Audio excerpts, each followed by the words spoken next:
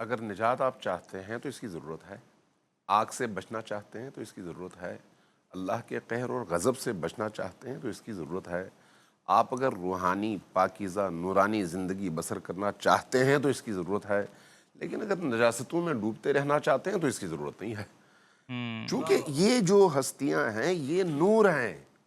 بہت خوب۔ آپ کیسے کسی سے پوچھ سکتے ہیں پانی کی تمہیں کیا ضرورت ہے، پانی نہ پیو؟ بھئی پانی آپ کی حیات ہے، پانی آپ کے جسم کی حیات ہے۔ اہل البیت کی محبت آپ کے پورے ہستی اور دنیا اور آخرت کی حیات کا نام ہے۔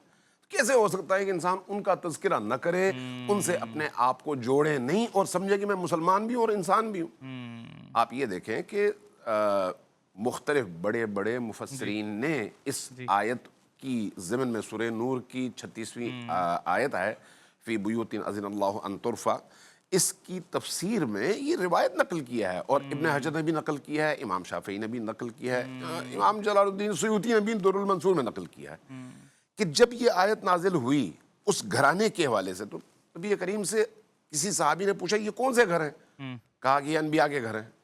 اس اثنا میں حضرت ابوبکر کھڑے ہوئے پوچھا کہ کیا ان انبیاء کے گھر میں یہ گھر بھی شامل ہے؟ تمام اصحاب نے دیکھا، اشارہ تھا حضرت فاطمہ کے گھر کی طرف، حضرت فاطمہ کا گھر یعنی علی کا گھر، یعنی حسن اور حسین کا گھر۔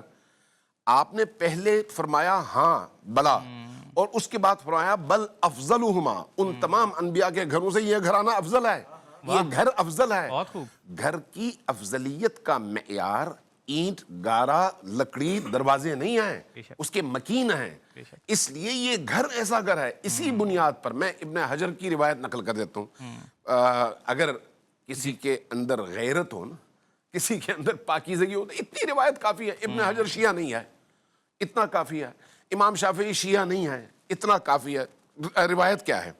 روایت عجیب ہے، فرمایا لو لم تکن فی حب آل محمد سکلت کا امک، اگر تمہارے اندر آل محمد کی محبت نہیں ہے تو تم مرو، تم پر تمہاری ماں روئے۔ اللہ اکبر۔ کیوں؟ فرمایا اس لیے کہ تم غیر طیب المولد، تمہاری ولادت پاکیزہ نہیں ہے۔ اللہ اکبر۔ یہ روایت میری نہیں ہے، یہ امام شافعی نے نقل امام کیا شافعی۔ ہے، ابن حجر نے نقل کیا ہے سوائق میں۔ تو اس کا مطلب یہ ہے کہ اہل البیت سے محبت خود آپ کی نسل کی پاکیزگی کی دلیل ہے، آپ کی روح کی پاکیزگی کی دلیل ہے، اور اگر آپ پاکیزہ زندگی بسر کرنا چاہتے ہیں تو اس رستے کے علاوہ کوئی اور رستہ ہے ہی نہیں۔ بات ختم ہو گئی۔